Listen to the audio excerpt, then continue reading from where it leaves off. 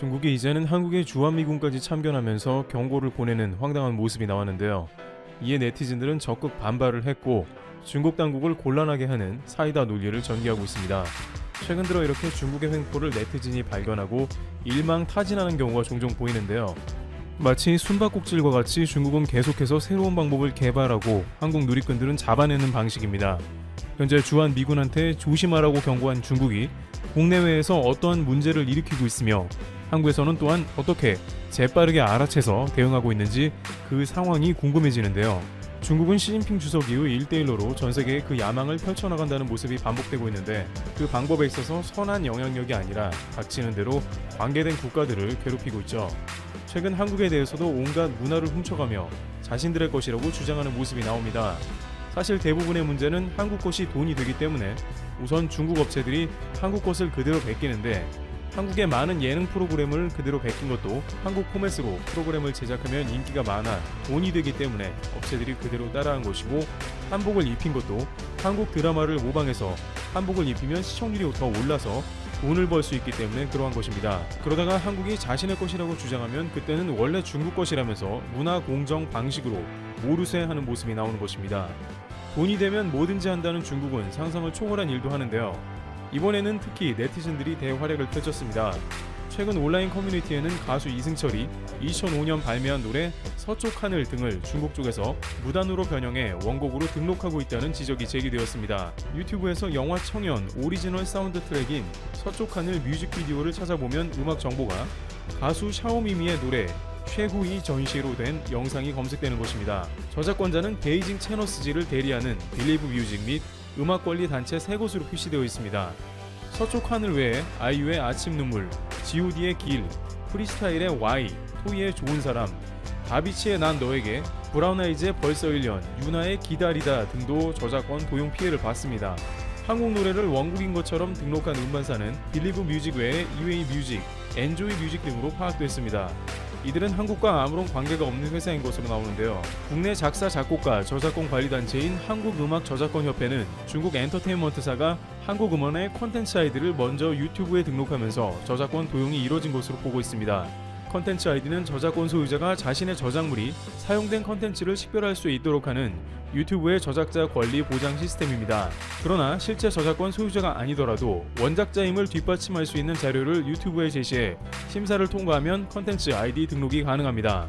이에 따라 유튜브에서 발생한 국내 음원 수익이 콘텐츠 아이디를 등록한 중국 번항곡 저작자에게 돌아갈 수도 있는 구조입니다. 국내 음원 저작가는 유튜브에 이의를 제기해 자신의 곡이 원곡임을 증명하지 않는 한 권리를 행사할 수 없습니다. 이런 시스템을 악용한 중국의 도둑질이었던 것이죠. 하지만 이를 네티즌들이 발견해 적극적으로 홍보하며 관계자들도 관련 사실을 알고 크게 놀랐다는 것입니다. 가수 유나는 지난 6일 자신의 SNS를 통해 상상을 초월하는 방법이라 당황스럽지만 차차 해결해 나갈 것이라며 그렇게 해서는 감동을 줄 수도 천금을 벌 수도 없단다 라고 자신의 곡을 무단 도용한 이들에게 일심을 다했습니다. 한국음악저작권협회는 향후 저작권료가 정상적으로 배분되도록 유튜브 측에 요구한 데 이어 과거 사용료 소급도 요구할 예정입니다. 하지만 중국에서 이미 벌어들인 금액을 빼갔다면 소급이 될지는 미지수입니다.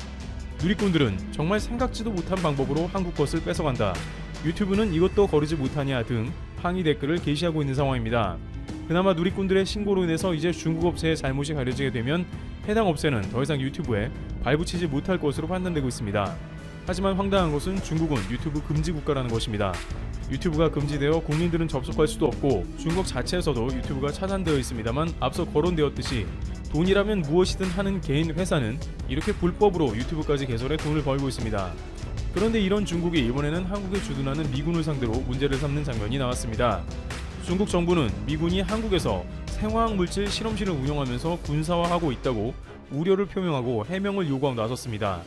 19일 중국 외교부에 따르면 자오리젠 대변인은 미군이 생화학 물질을 한국에 반입해 한국 시민단체에 항의가 일고 있다는 보도와 관련 이런 입장을 표명했습니다. 자오리젠 대변인은 미군이 해외 실험실에서 생화학 물질을 군사활동에 이용하는 것에 대해 국제사회와 더불어 당사국과 언론이 강한 반대의 뜻을 표명했으며 중국도 이미 여러 차례 엄중한 우려를 전했다고 말했습니다.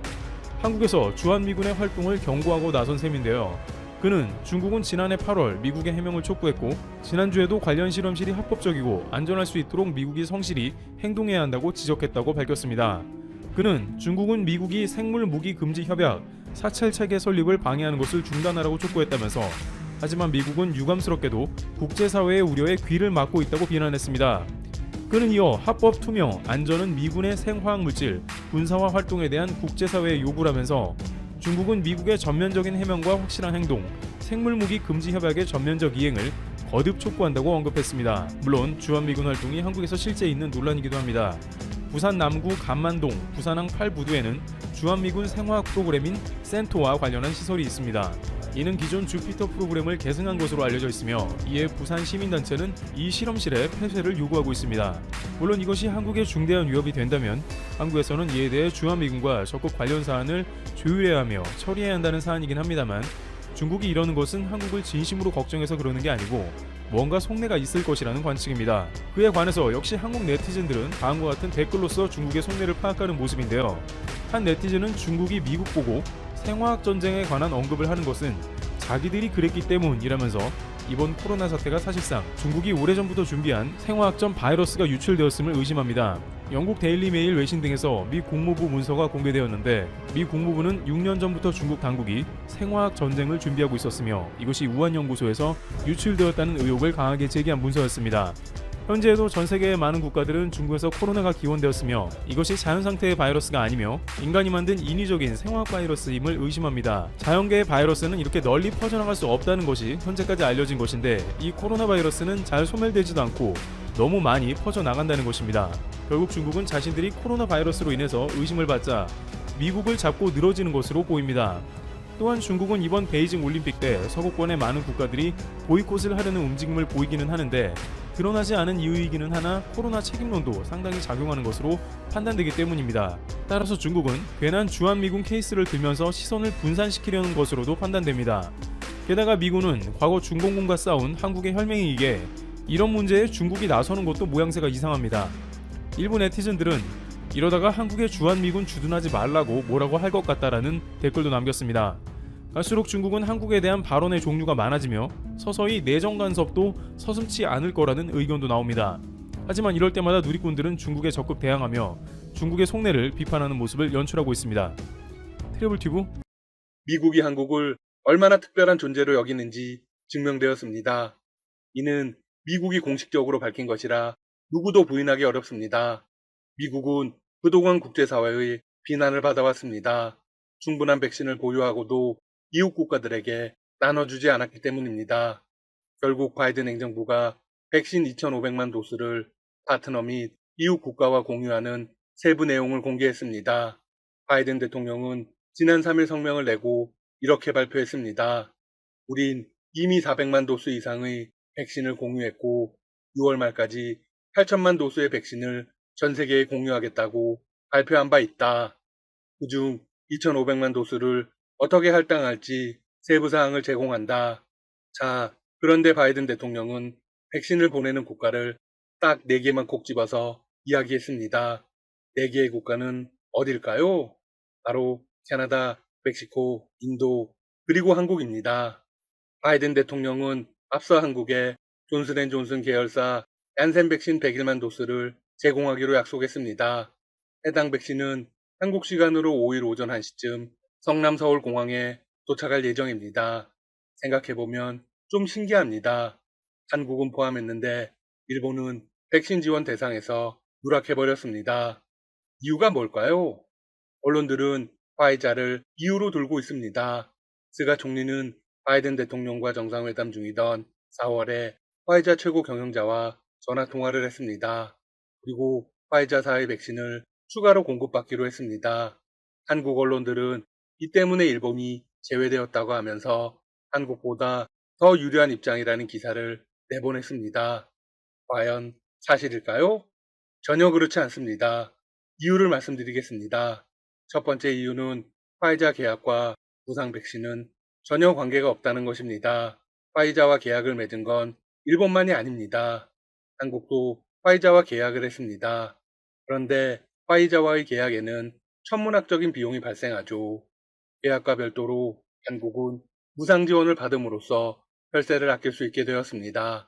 따라서 놀라운 성과라고 할 수 있습니다. 또한 화이자와 계약을 했다고 바로 물량이 확보되는 게 아닙니다.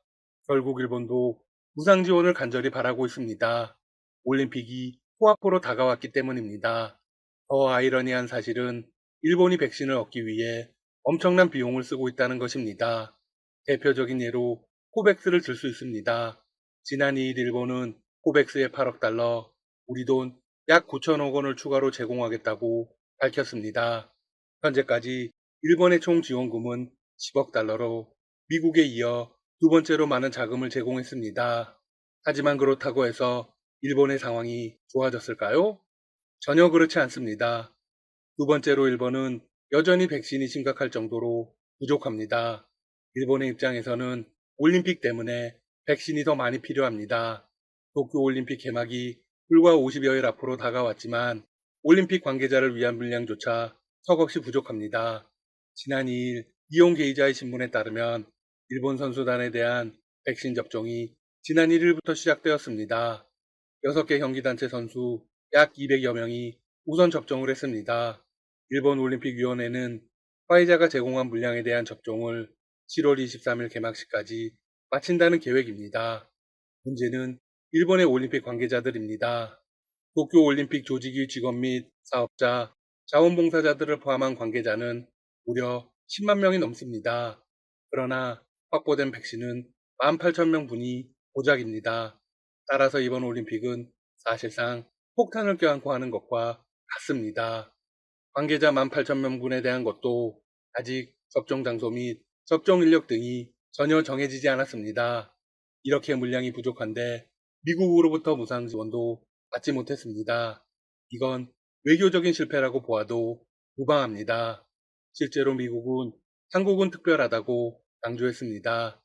한국에 대한 백신 지원과 관련한 설명을 백악관 국가안보보좌관이 직접 나서서 했을 정도로 특별함과 정당성을 강조했습니다. 역시 한국입니다. 일본은 배가 아파서 통곡하고 있을지도 모릅니다. 더 아이러니한 사실은 개최국 일본보다 참가국의 백신 접종이 더 빠르다는 것입니다. 아시아에서는 필리핀과 말레이시아 등이 선수 접종을 거의 완료한 것으로 전해집니다. 유럽에서는 헝가리와 벨기에 등에서 선수들에 대한 접종이 진행되고 있습니다. 국제올림픽위원회에 따르면 인도와 파키스탄 등 6개국 올림픽위원회는 일본에 입국하기 전 선수단 전원의 접종을 완료하는 것을 약속했습니다. 일본은 인도보다도 더 열악한 접종률을 보이고 있습니다. IOC는 선수 및 대회 관계자들의 약 80%가 개막까지 접종을 마칠 것으로 보고 있습니다. 하지만 문제는 여기서 끝이 아닙니다. 일본 시민들의 참여율도 문제로 지적되고 있습니다. 한국의 경우 접종률이 경이롭습니다. 하지만 일본은 여전히 접종을 기피하는 분위기입니다. 일본에서는 지난 4월부터 고령자 접종이 시작됐지만 국민 전체로 보면 아직 일부에 그칩니다. 한편 백신 접종과 별도로 일본은 올림픽을 어떻게든 치르겠다는 의지를 보이고 있습니다. 일본 교토통신에 따르면 스가 총리가 G7 회의에서 각국 정상들을 붙잡고 매달릴 거라고 합니다. G7 정상회의에서 일본의 공헌을 강조해 올림픽 개최에 대한 지지를 얻고 싶다고 주장하고 있죠. 공동성명까지 내자고 합니다. 준비는 제대로 하지 않고 국제사회에 읍소나하는 게 좋은 전략일까 싶습니다. 스가 총리와 한국의 문재인 대통령의 외교력 차이는 현저합니다. 일본은 한국보다 먼저 미국과 정상회담을 했지만 사실상 얻어낸 게 없습니다. 하지만 한국은 눈에 띄는 굵직한 성과를 몇 개나 가지고 왔습니다. 미사일 지침 종료를 포함해 이번 백신 지원도 마찬가지입니다. 한편 이번 올림픽에서는 속도와 관련된 문제가 해결되지 않았습니다. 올림픽이 열리기 직전까지도 한국과 일본이 대립하게 될 가능성이 높습니다. 이에 한국의 집권 여당인 더불어민주당이 규탄 성명을 공식적으로 냈습니다. 이 이야기는 올림픽 보이콧까지도 각오하고 있다는 의미입니다. 백혜련 최고위원 등 132명은 지난 3일 국회에서 기자회견을 열고 이렇게 비판했습니다. 도쿄올림픽 조직위가 공식 홈페이지의 일본 영토 지도 내 독도를 표기한 것은 대한민국의 독도 영유권을 명백히 침해한 것으로 이는 국제법 위반이며 역사퇴행적 행위이다. 스포츠의 정치를 끌어들이는 행위를 금지하는 올림픽 정신을 부정하려는 행위에 대해 단호히 반대할 것임을 선언하며 국회의원 132인과 함께 결의안을 발의한다. 국제올림픽위원회 IOC의 역할 촉구도 강조했습니다. IOC는 평창 올림픽에서의 조치를 이번 문제에도 동일하게 적용해야 하며 이를 일본 도쿄올림픽위원회에 강력 권고해 일본 지도에서 독도 표기를 삭제하도록 해야 한다. 백 의원은 회견 후 기자들과 만나 이렇게 말했습니다. 6월 안에 결의안을 국회에서 통과시키고 IOC의 서한을 정식으로 접수해 한국의 뜻을 명백히 알리겠다. IOC에 직접 찾아가는 방법까지 생각할 수 있고 특단의 조치도 생각할 수 있다. 네, 올림픽 보이콧 가능성도 시사했습니다. 다만 보이콧은 최후의 수단입니다. 아직 외교적 노력과 IOC 설득 작업이 남아있기 때문입니다. 지난 4년간 우리 선수들이 흘린 땀과 눈물의 존중도 필요합니다. 지금까지 닥터시사TV였습니다. 여러분 시청해주셔서 감사합니다. 구독과 좋아요 부탁드립니다.